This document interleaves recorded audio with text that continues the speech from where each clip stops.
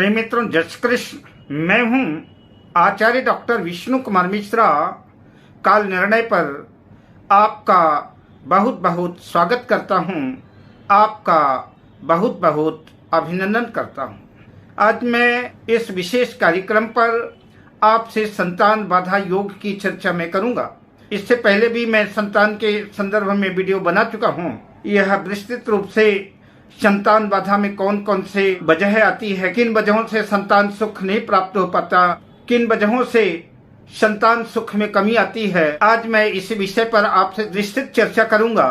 पर विषय क्रम में मैं आगे बढ़ूं उससे पहले आपसे आग्रह, अगर आपने अभी तक हमारे इस चैनल को सब्सक्राइब नहीं किया है तो प्लीज चैनल को सब्सक्राइब करें, साथ ही नोटिफिकेशन बेल को भी प्रेस कर लें।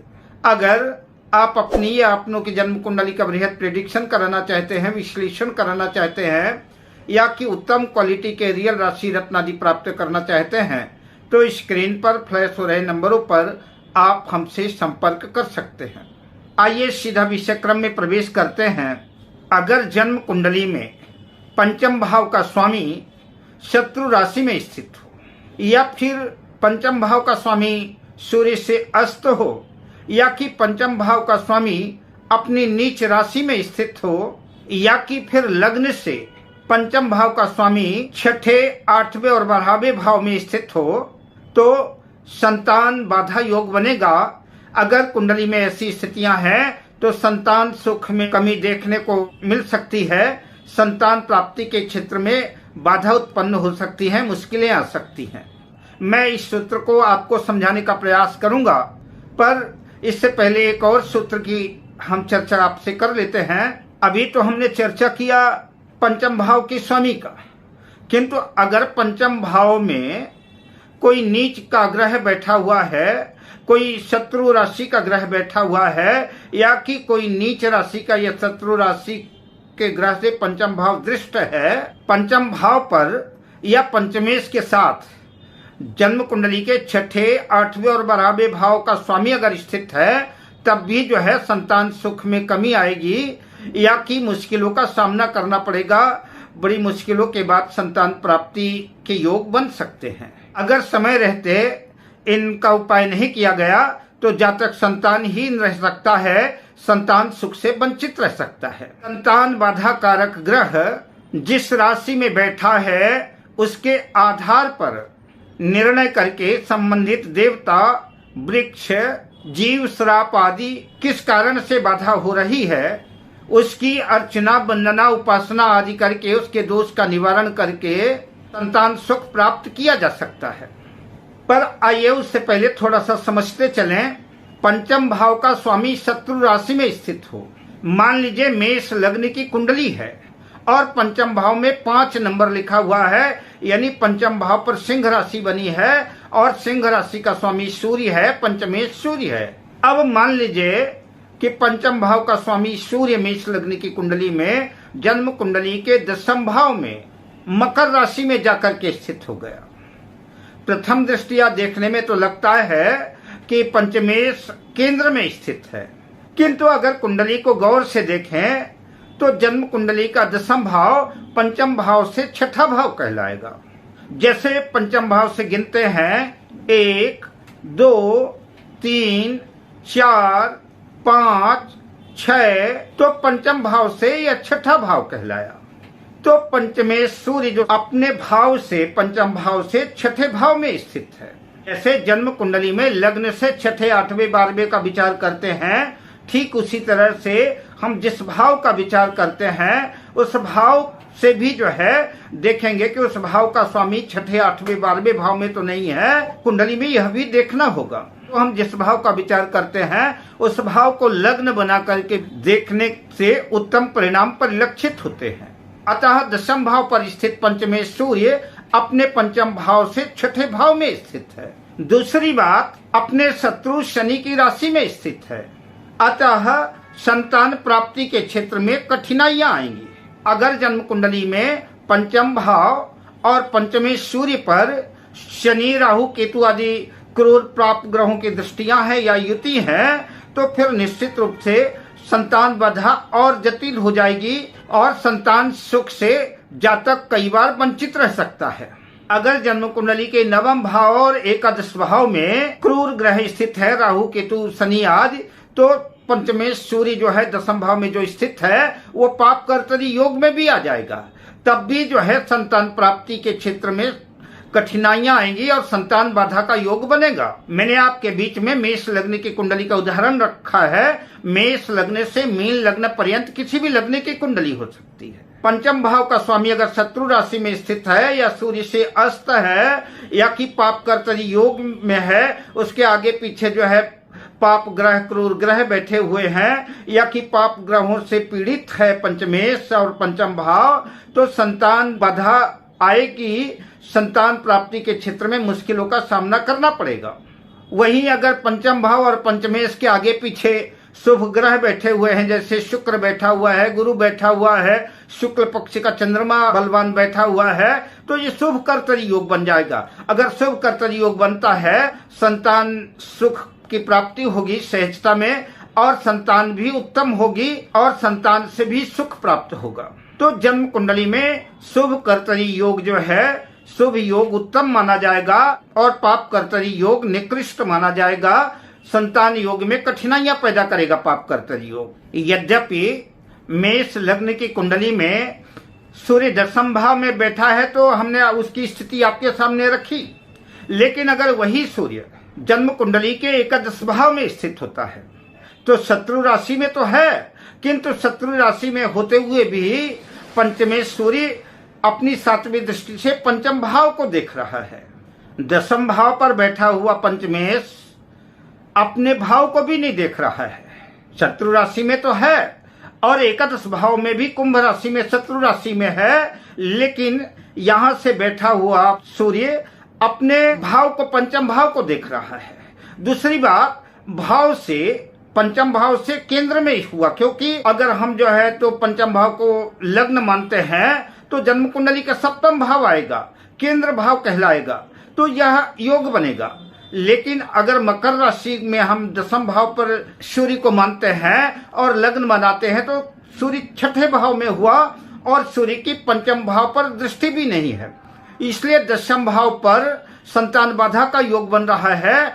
किंतु अगर एकादश भाव लाभ भाव में जो है तो पंचमेश सूर्य बैठता है, किंचित उपाय आदि करने के बाद संतान योग, संतान सुख योग बनेगा। कि पंचमेश अगर नीच राशि में स्थित है तब भी संतान बाधा योग बनेगा, संतान के क्षेत्र में कठिनाइयां आएंगी। तो इस मेष लग्न की कुंडली में सूर्य सप्तम भाव पर तुला राशि पर स्थित है। तुला राशि शुक्र की राशि है, शत्रु राशि भी है और नीच राशि भी है। अतः पंचमेश नीच राशि में चला गया तो संतान प्राप्ति के क्षेत्र में कठिनाइयां आएंगी, मुश्किलों का सामना करना पड़ेगा। अगर पंचमेश और पंचम भाव का स्वामी अस्त है, अस्त ग्रह को विकल भी कहते हैं, तो भी संतति प्राप्ति के क्षेत्र में कठिनाइयां आएंगी, मुश्किलें आएंगी। इसी तरह से पंचम भाव का स्वामी छठे, आठवें, 12वें भाव में चला गया तब भी संतति के क्षेत्र में कठिनाइयां आएंगी। जन्म कुंडली के पंचम भाव में क्रूर ग्रह, पाप ग्रह, राहु केतु शनि सूर्य आदि की दृष्टि है या कि इनसे प्रभावित है तो संतान मृत पैदा होगी या कि बार बार गर्भपात, वर्षण जैसी स्थितियां पैदा होंगी और संतान के क्षेत्र में मुश्किलों का सामना करना पड़ सकता है। पंचम भाव पर या कि पंचमेश के साथ जन्म कुंडली के छठे भाव का स्वामी, आठवें भाव का स्वामी और 12वें भाव का स्वामी स्थित है तब भी संतान के क्षेत्र में मुश्किलों का सामना करना पड़ेगा। पंचम भाव पर कोई नीच का ग्रह स्थित हो गया, मान लीजिए उदाहरण के लिए मिथुन लग्न की कुंडली है और मिथुन लग्न की कुंडली में पंचम भाव पर 7 नंबर लिखा हुआ है, यानी तुला राशि बनी हुई है, और इस पंचम भाव पर अगर सूर्य स्थित हो जाए तो सूर्य जो है तुला राशि पर नीच हो जाता है, तो पंचम भाव में नीच ग्रह स्थित हो गया तब भी संतान के क्षेत्र में मुश्किलें आएंगी, संतान बाधा योग बनेगा। दूसरे उदाहरण के तौर पर समझें तो कर्क राशि की कुंडली है और कर्क राशि में पंचम भाव पर जो है 8 नंबर लिखा हुआ है वृश्चिक राशि, और अगर यहाँ पर चंद्रमा स्थित हो जाए तो वृश्चिक राशि पर चंद्रमा नीच का हो जाएगा, तब भी संतान बाधा का योग बनेगा, संतान प्राप्ति करने में कठिनाइयां और मुश्किलें आएंगी और कदाचित संतान किसी वजह से हो भी जाए, कोई और अन्य शुभ ग्रहों का प्रभाव हो, तो भी पिता और पुत्र के बीच में वैमनस्य, तब भी संतान से सुख नहीं मिल पाएगा। जन्म कुंडली में गुरु को भी देखना अनिवार्य है, क्योंकि संतान का कारक गुरु है। तो गुरु भी अगर जन्म कुंडली के 6ठे, 8वें, 12वें भाव में चला गया, या कि अपनी नीच राशि मकर राशि में चला गया, या कि देवगुरु बृहस्पति पीड़ित है, तो भी संतान प्राप्ति के क्षेत्र में कठिनाइयां आएंगी और मुश्किलों का सामना करना पड़ेगा। जब हम पुरुषों की कुंडली का अवलोकन करते हैं तो पंचम भाव के स्वामी को तो देखेंगे ही, गुरु को भी देखेंगे, क्योंकि गुरु संतान का कारक है। लेकिन इसके साथ साथ शुक्र की स्थिति भी देखना अनिवार्य है। अगर शुक्र कमजोर है तब भी जो है संतान के क्षेत्र में कठिनाइयों का सामना करना पड़ सकता है। महिलाओं की कुंडली में पंचम भाव और पंचमेश को देखेंगे ही, देवगुरु बृहस्पति को भी देखेंगे, किंतु साथ में चंद्रमा को भी देखेंगे और मंगल को भी देखेंगे। पंचम भाव पर, पंचमेश पर 2 या 2-3 से अधिक क्रूर ग्रह, पाप ग्रहों की दृष्टि है, तो संतान के क्षेत्र में निश्चित रूप से बाधा आएगी और निसंतानता का योग बनेगा। अब आइए बताते हैं कि इसकी वजह क्या हो सकती है। तो अगर जन्म कुंडली में संतान बाधक सूर्य हो तो इसका प्रमुख कारण पितृदोष हो सकता है। शंकर जी और गरुड़ से द्रोह भी इसका कारण हो सकता है। यदि संतान बाधक चंद्रमा हो तो माता या किसी सधवा स्त्री के कोप की वजह से जो है संतान प्राप्ति के क्षेत्र में कमी प्राप्त हो रही है। माता या सधवा स्त्री का श्राप कारण हो सकता है। यदि संतान बाधक मंगल हो तो ग्राम देवता का श्राप हो सकता है। कार्तिकेय, सज्जनों या शत्रुओं के श्राप आदि की वजह इसका कारण हो सकता है। संतान बाधक ग्रह यदि बुध हो तो मछलियों की हत्या, पक्षियों के अंडे वगैरह नष्ट करने की वजह से, बिल्ली आदि को मारने की वजह से भ्रूण आदि हत्या आदि कारण हो सकते हैं। बालक बालिकाओं के श्राप, भगवान विष्णु का अपराध इसका कारण हो सकता है। संतान बाधक यदि शुक्र है तो फलदार वृक्ष काटना हो सकता है। गौ हत्या, गौ अपराध या किसी सधवा सती स्त्री का श्राप हो सकता है। संतान बाधक यदि शनि ग्रह हो तो पीपल वृक्ष आदि काटने की वजह हो सकती है। प्रेत, पिशाच, यमराज आदि का श्राप भी कारण हो सकता है। राहु संतान बाधक हो तो सूर्य के श्राप से, केतु संतान बाधक हो तो ब्राह्मणों के श्राप से। इस तरह से शास्त्रों में विस्तृत रूप से इसका वर्णन किया गया है। तो जातक को पूर्व जन्मों के श्राप और कर्मों की वजह से संतानहीनता का शिकार बनना पड़ता है। उपाय के बतौर पर जो ग्रह बाधा कारक हो उन ग्रहों का अनुष्ठान, जप, दान, पूजा अर्चना आदि करने से दोषों का शमन होता है। समुद्र में स्नान करना, सत कथाओं का श्रवण करना, भगवान शंकर, भगवान विष्णु की पूजा अर्चना करना, व्रत, दान, श्राद्ध आदि करना, सूर्य देवता की प्रतिमा की स्थापना करना, संतान गोपाल मंत्र आदि का अनुष्ठान करना, मंत्रों का जाप करना, सूर्य देवता की स्थापना आदि करना, ये उपायों की श्रृंखला में हो सकते हैं। इन उपायों को करने से संतान प्राप्ति के मनोरथ पूर्ण हो सकते हैं। बेहतर ये होगा कि किसी योग्य ज्योतिर्विद को आप अपनी जन्म कुंडली दिखाएं और उचित उपाय करें, और उचित उपाय करने के बाद जो है तो संतान सुख प्राप्त करें। अब मैं आपसे लेता हूं विदा, शुभ कामनाओं के साथ। जय श्री कृष्ण।